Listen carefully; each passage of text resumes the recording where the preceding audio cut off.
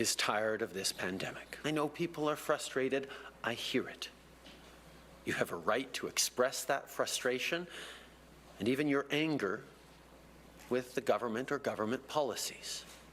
It's something we'll always defend in this free and democratic country. But blockading streets and critical infrastructure and depriving your neighbors of their freedoms is a totally different thing. Canadian Prime Minister Justin Trudeau made history yesterday, taking on extremists who, for 2 weeks, parked their trucks all over Ottawa, bringing the country's capital to a standstill. Trudeau invoked never-before-used emergency powers yesterday to clamp down on this so-called Freedom Convoy. Canadian police can now seize trucks and other vehicles being used to block bridges. The blockade of the bridge from the U.S. to Canada alone cost more than $300 million a day in trade.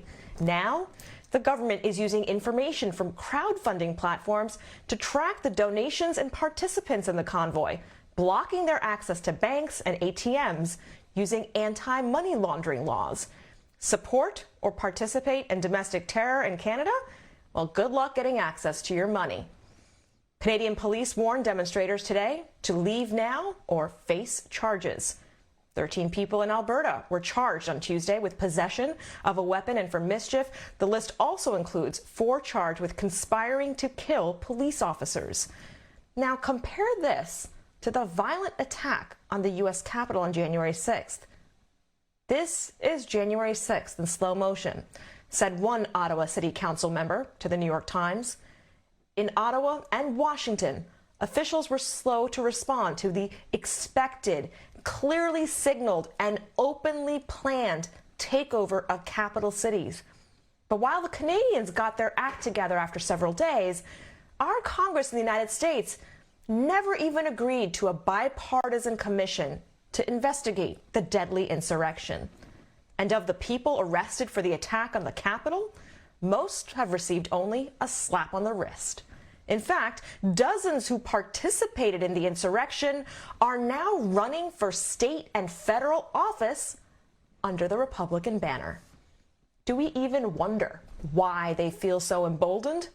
The Republican National Committee officially called the insurrection legitimate political discourse.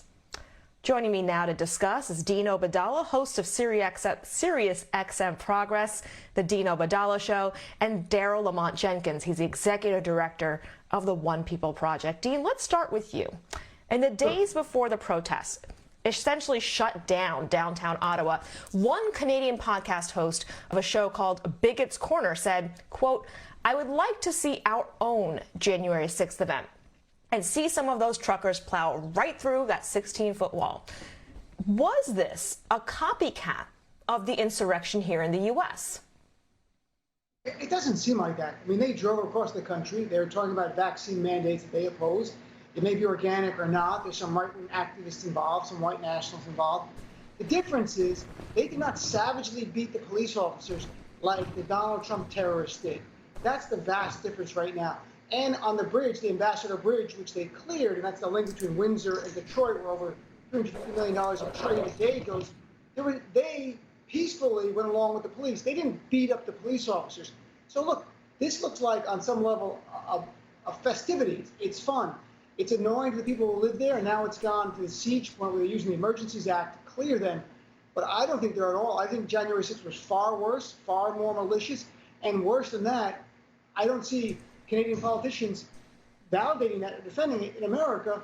Let's keep it. You mentioned the RNC validating this. Well, keep in mind a CBS poll from last month, 56% of Republicans view January 6th not as an act of domestic terrorism, but as an act defending freedom. This GOP we're dealing with is a white nationalist fascist movement on U.S. soil. Daryle, is there any circumstance, though, in which you can see truckloads of black or brown people blocking the streets of Washington, D.C. for 2 weeks without any police reaction? Well, that's one of the things that we should really focus on, the fact that whenever you saw us out in the street maybe 2 years ago for the Black Lives Matter campaigns, or Occupy even, you heard from these same individuals that are in the streets now talking about a convoy, a lot of criticism, a lot of sanctimonious talk about how we should not be allowed to block the streets. Otherwise, others will be allowed to run us over. Remember those days. Somehow, the rules do not apply to them. And it is very curious how we have just allowed ourselves to ignore that part, but we can't. We cannot ignore the fact that they're playing by a different set of rules, and they want us to play by theirs. And we cannot allow that. And I'm very happy to see that we're not allowing that.